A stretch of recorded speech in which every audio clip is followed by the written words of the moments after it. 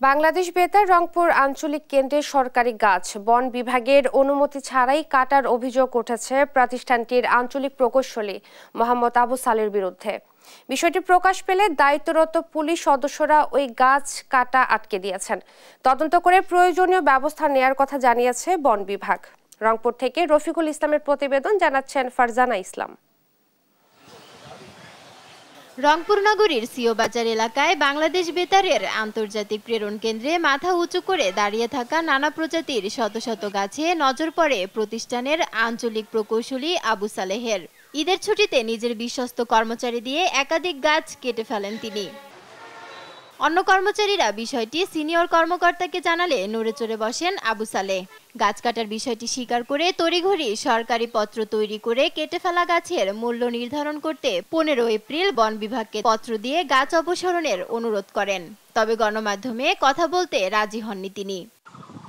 Police বলছে অনিয়মের বিষয় জানার পর গাছ আটকে দিয়েছে তারা। আর কর্মচারীরা বলছেন গাছ সরিয়ে নেওয়ার পর বন বিভাগকে দেখাতে পুনরায় সেগুলো ক্যাম্পাসে আনা হয়। খোঁজাখুঁজি চলতেছে, একটা সিস্টেমেটিক ওয়েতে করার চলতেছে আর কি। এর মধ্যেই এটা কাটা হয়ে এখানে রাখা, সব গাছগুলো রাখা হয়েছে এখানে। পিছনে কিছু গাছ ছিলই, নিয়ে যেতে পারেনি, পিছনেই ছিল।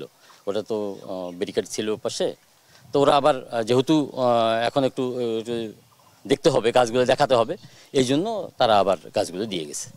এটা এদের 2 দিন আগে তো এনাদের লোক এসে গাছটা কাটছিল। কাটার পর এখান থেকে একজন ব্লেম দিছিল।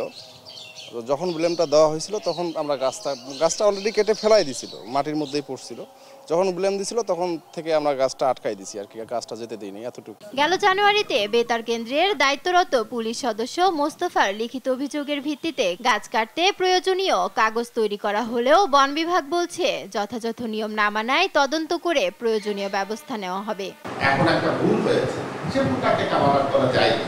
আর বাকি হলো যে এটা সম্পর্কে ফাইনাল কোনো মতামত আমার করতে যাবে, সেটা হলো যে একবার ওনারা যখন করে আসবে তখন আমরা একটা ঘোষণার সিগন্যাল লিখিতভাবে দিয়ে দেব।